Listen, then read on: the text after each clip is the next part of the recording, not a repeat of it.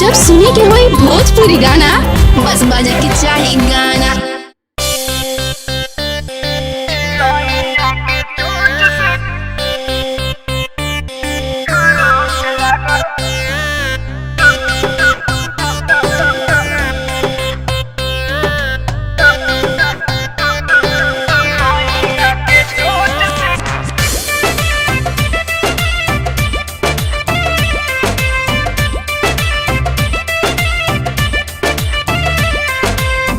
घाटा में परनी बियाह के उतार पोसले बापिया रे दूध गो कबूतर का कहिए सखी।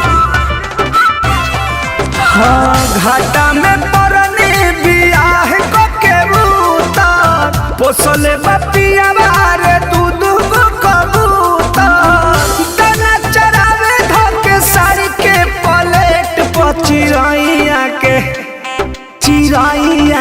चोट से खरोच लागल पेट पर चिरैया के चोट से खरोच लागल पेट पर।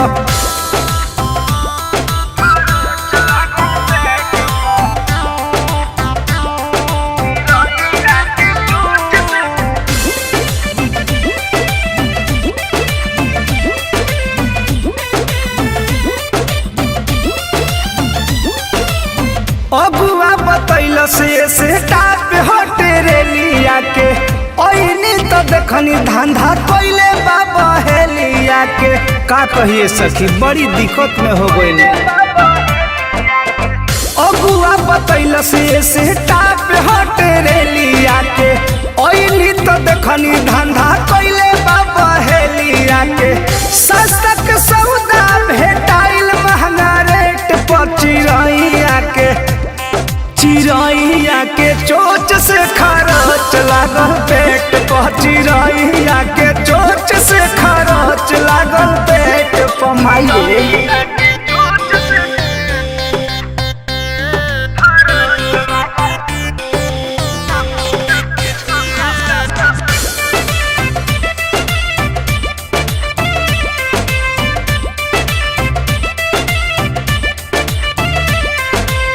खलिया फोकास बकवास में हम बझनी हो प्रेमी परमोध के हम चाल ना समझनी हो।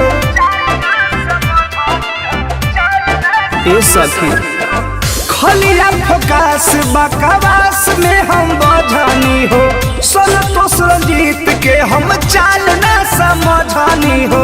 कहले सुधाकर रहे गार्ड उनका गेट पर चिरैया के